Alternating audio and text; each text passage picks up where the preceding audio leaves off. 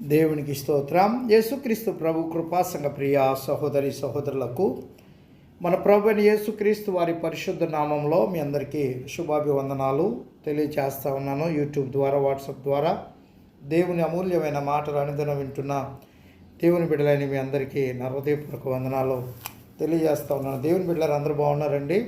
మరి దేవుడు మనకిచ్చిన ఈ ఉదయకాల సమయమును బట్టి అనగా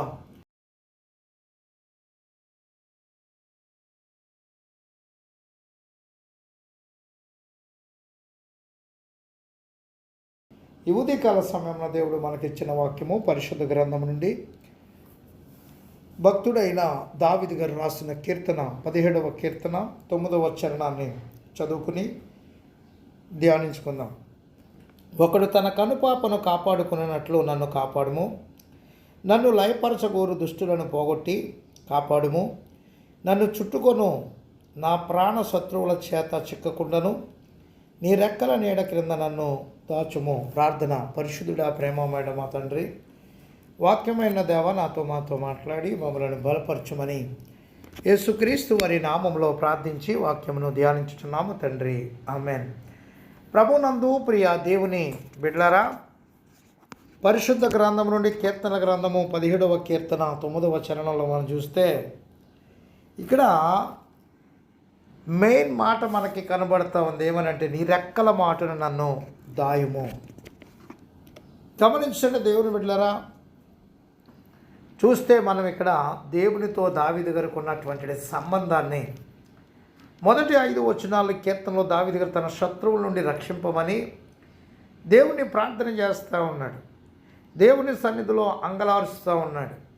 దావీదు గారు దేవుని దృష్టిలో నీతిమంతుడని తలంచుచున్నాడు అని అతని ప్రార్థన కపట పెదవుల నుండి వచ్చినది కాదనియు, నన్ను పరిశోధించితివి, నీకేరో ఏ దురాలోచన యొక్క అనరాలేదు, నోటి మాట చేత నేను అతిక్రమింపను అని దావీదు గారు తెలియజేయటను బట్టి తాను పాపము లేని వాడనని చెప్తా ఉన్నాడంటారా. ఇక్కడ దావీదు గారు తన స్వనీతిని వ్యక్తపరచడానికే అలా మాట్లాడి ఉండలేకపోవచ్చును, కానీ దేవునితో తనకున్నటువంటి మంచి సంబంధాన్ని తెలియజేయటానికి ఆ విధంగా తెలియజేసి ఉండొచ్చు. కీర్తనలో 32వ కీర్తన 51వ చరణంలో తన వ్యక్తిగత పాపాన్ని ధైర్యంగా దావీదు గారు ఒప్పుకొని విడిచిపెట్టేసాడండి. దేవునితో తనకున్న సంబంధము, ఆయనతో ఉన్న సమీప సహవాసము మరియు నిత్యము తాను వ్యక్తపరిచేటువంటి పశ్చాత్తాపము మరియు క్షమాపణలపై ఆధారపడి ఉన్నది. తన మంచి తనము దేవుని వెతుకుట ఎందే దాగి ఉన్నది. దావీదు గారు దేవుని ఏమంటే మార్గముల యందు తన నడకలను స్థిరపరుచుకొని ఉన్నాడు. 17వ కీర్తన 5వ చరణం. అందుకనే అతను కాలు జారక పాపంలో పడకై ఉన్నాడు. దావీదు గారు ఒక్క బత్షెబ విషయంలో తప్ప మరెక్కడ పాపం చేసినట్లు ఆధారాలు లేవండి. చూడండి దేవుని బిడ్డలారు, ఇక్కడ రెండోది మనం గమనిస్తే 17వ కీర్తన 6 నుంచి 9 వచనాల్లో శత్రువుల నుండి కాపాడమని ప్రార్థన చేస్తూ ఉన్నాడు. ఏమండి 6వ వచనంలో 17వ కీర్తన 6వ వచనంలో అన్నాడు, నేను నీకు మొర్ర పెట్టుకొని ఉన్నాను, దేవా నీవు నాకు ఉత్తరం ఇచ్చేదవో, నాకు చెవి యొగ్గి నా మాట ఆలకించుము. నువ్వు ఖచ్చితంగా నాకు ఉత్తరం ఇస్తావు, నాకు జవాబిస్తావు, నా మాటను ఆలకించుము అంటా ఉన్నాడు. నిజమే, ఆయన మాటలు ఆలకించేవాడు. ఆయన మాటలు ఆలకించేవాడు. ఏమండే ప్రార్థన ఆలకించువాడు. అందుకనే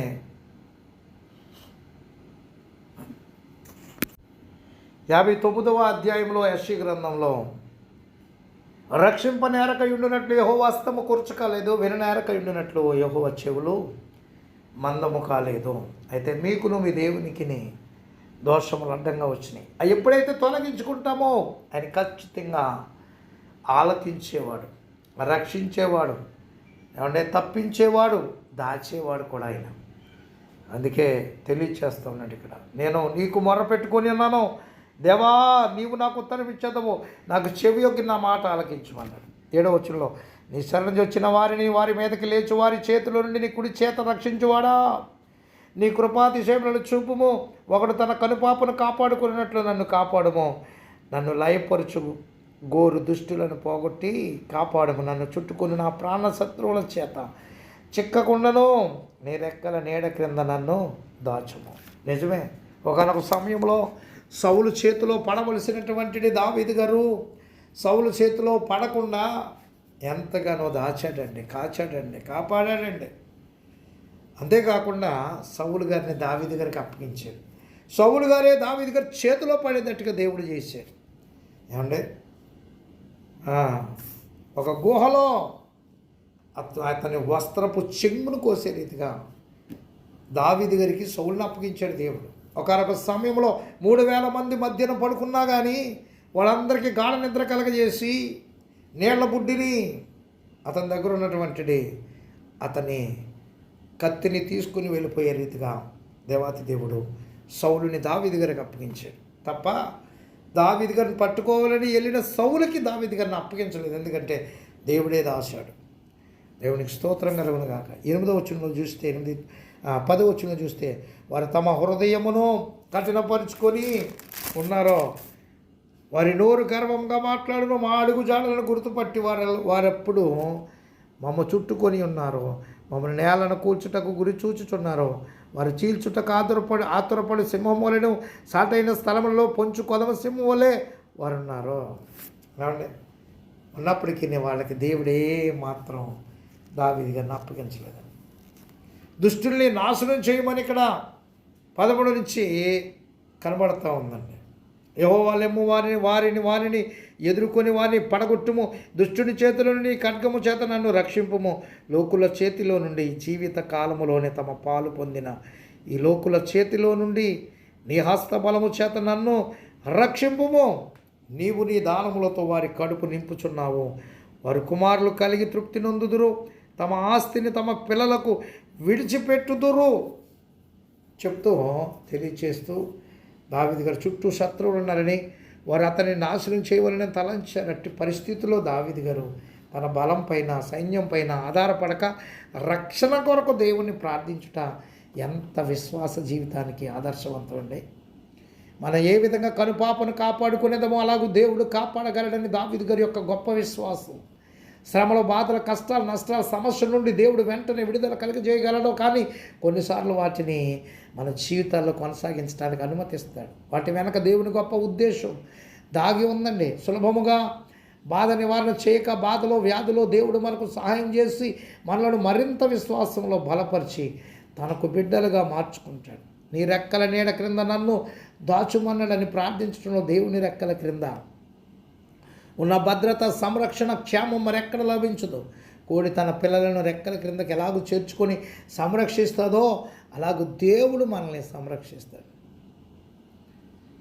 శత్రువుల ప్రయత్నములో శత్రువులు కఠిన హృదయులై దావీదును సంహరింపవాలని ఏ విధంగా ప్రయత్నించుతున్నారు ఈ వాక్య భాగం నందు దావీదు గారు వివరిస్తూ ఉన్నారు. కొదమ సింహం వలె కనిపెట్టి ఉన్నారు. సమయము చూసి సంహరింపవాలని పొంచి ఉన్నారు. విడుదల కొరకైన ప్రార్థన 17వ కీర్తన 13 నుంచి 15లో చూస్తే దుష్టుని చేతిలో నుండి ఖడ్గము చేత నన్ను రక్షించమని దేవుని ప్రార్థన చేస్తాం. దేవుని ఖడ్గము ముందు ఎవరు నిలవలేరని దావీదు గారు ఎరిగి విడుదల కొరకు ప్రార్థించుచున్నాడు. లోకస్తులు ధనమును, బలమును, స్వనీతిని నమ్ముకొని అతిశయిస్తారు. అవి వారికి నిజమైన సుఖ సంతోషములను ఇవ్వవని ఎరిగి కూడా వాటిని నమ్ముకునట అవివేకం. దావీదు గారు దేవుని నమ్ముకుని ఆయనే నిజమైన సుఖ సంతోషం ఇవ్వగలడని తెలుపుతూ ఉన్నాడండి. దావీదు గారు నీతిని ఆశ్రయించి నీ ముఖదర్శనం చేసేదనని 17వ కీర్తన 15వ చరణంలో సెలవిస్తాను. నేను మేలుకొనినప్పుడు నీ స్వరూప దర్శనముతో నా ఆశను తీర్చుకుందినని తెలుపుటలో సూచన ప్రాయంగా పునరుత్థానాన్ని గురించి ప్రస్తావిస్తూ ఉన్నట్లు కనబడతా ఉంది. దేవుని బిడ్డలారా, మనం ఆఖరి వచనంలో నేనైతే నీతి గాల్వడనై నీ ముఖ దర్శనము చేసేదను, నేను మేల్కొనినప్పుడు నీ స్వరూప దర్శనముతో నా ఆశను తీర్చుకుందను. దేవుని బిడ్డ దావీదు గారు ఎంతటి చక్కటి మంచి ఏమంటే ప్రవర్తన, మంచి విశ్వాసము కలిగి ఉన్నాడో ఆ విశ్వాసములో మనం కూడా ఉండి దేవుని చూసే రీతిగా ఉండాలని ప్రభునామములో తెలియజేస్తూ, అలాగే 11వ కీర్తన 7వ చరణంలో కూడా తెలియజేస్తున్నాడు. యెహోవా నీతిమంతుడు, ఆయన నీతిని ప్రేమించేవాడు, యథార్థవంతులు ఆయన ముఖదర్శనము చేసెదరు. యథార్థవంతులు ఏం చేస్తారంటండి, ఆయన ముఖ దర్శనాన్ని చేస్తారు అని చెప్తా ఉన్నాడండి.